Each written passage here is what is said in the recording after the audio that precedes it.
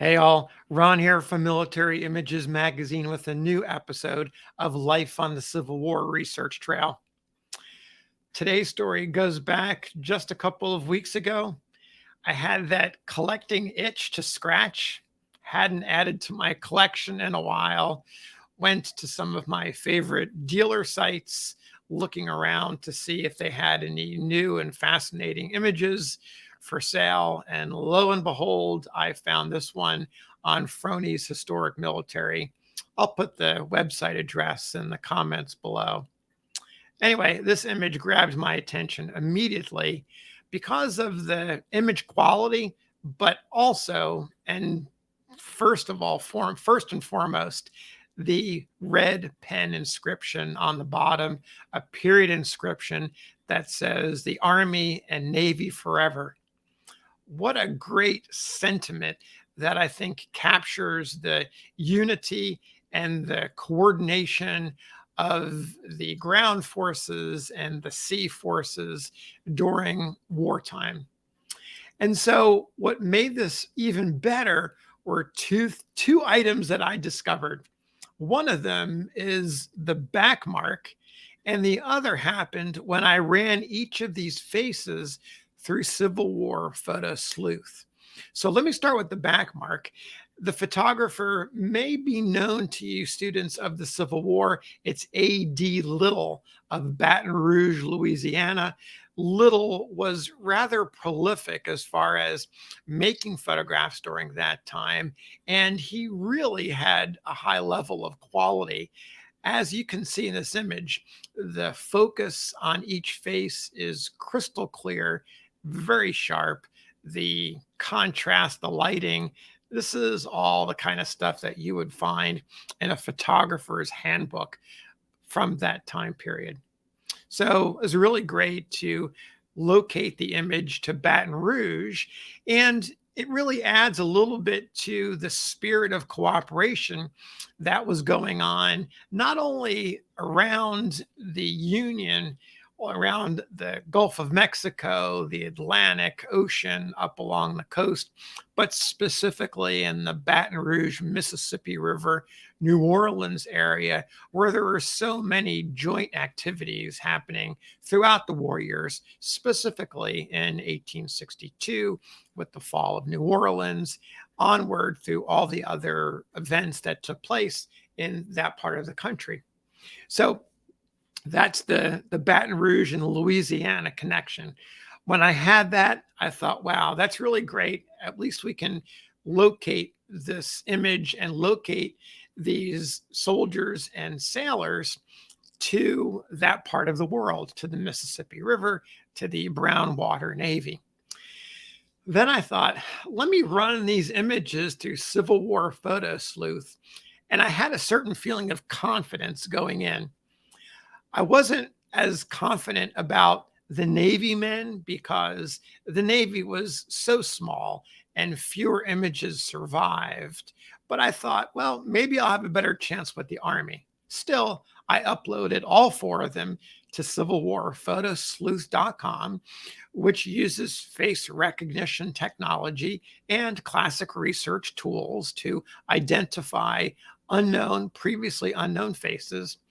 And lo and behold, the two naval officers, as I figured, I didn't get any hits. I found no results. But I can tell you that the naval officer seated on the left, he is, to the best of my knowledge, a master.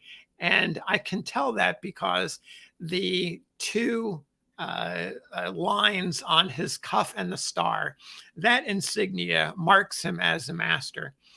The way he's wearing his jacket and sitting slightly back, I can't really tell what's on his shoulder straps, but the cuff insignia gives me a pretty good idea. The other naval officer who was standing on the right side, you can clearly see he has a single stripe on his cuff. And if you look closely, you'll see a star. Also, on his shoulder strap, the one that's visible, you can see an anchor, and that anchor is running straight up and down along the shoulder strap. Now, to the best of my research, I know for sure that he's an ensign, and the placement, the alignment of that anchor with the shoulder strap suggests to me that he posed at some point in early to late 1865. That's the best I can do with their identifications at this time. So that's our two Navy officers. When I ran the faces through Civil War Photo Sleuth, the first one I did is the lieutenant who is standing with his hand a la Napoleon in his jacket and his coat in his coat seam. And lo and behold, the first result was Caleb Henry Barney, 1844 to 1904. He was in the 14th the 14th Rhode Island Heavy Artillery. And so I thought, oh my gosh, 14th Rhode Island, were they even in New Orleans or Baton Rouge? So I very quickly headed over to HDS, which is the Civil War database, to look up Caleb Henry Barney and find out what I could find about the 14th. And sure enough, they were in the defenses of New Orleans from 1864 to 1865. So not only did I have the face recognition to tell me that Caleb Barney was the same man and connected to the 14th Rhode Island Heavy Artillery, I was also able to place him in the New Orleans, Baton Rouge area. So in my mind, an airtight identification. Still, I wanted to get the other officer, the man who's seated with the double-breasted jacket on and the major's insignia on his shoulder strap. So I went and uploaded his face to Civil War Photo Sleuth, and sure enough, I got another hit. The top result was Richard Godfrey Shaw, 1832 to 1898. And guess what regiment he served in? You're right, the 14th Rhode Island Heavy Artillery. So both Shaw, the major seated bottom right, and Barney, the lieutenant standing, were in the same regiment, and they both served from 1864 to 1865 in New Orleans and the defenses of New Orleans. Now, one other detail I want to point out to you. The 14th the 14th Rhode Island Heavy Artillery, they were a colored regiment, an African-American regiment, a regiment of African descent, colored heavy artillery. And so these guys were the white officers in command of African-American, of black men in blue who served during that period of time. And so that makes the image, I think, even more interesting when you know that these officers commanded a regiment of African Americans.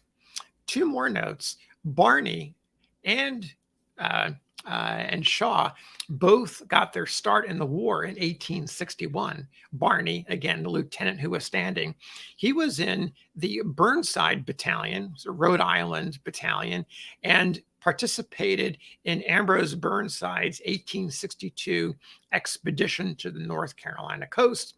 He was at the capture of Roanoke and wrote a book, some reminiscences. And the name of the book is great. A Country Boy's First 3 Months in the Army. Great. And it's not a long book. It's almost more of a pamphlet, but it's enough to give you a sense of a good narrative of his war service. Shaw began his service in late 1861 in the 3rd Rhode Island Heavy Artillery. So both of these Army guys were in it from 1861 to 1865.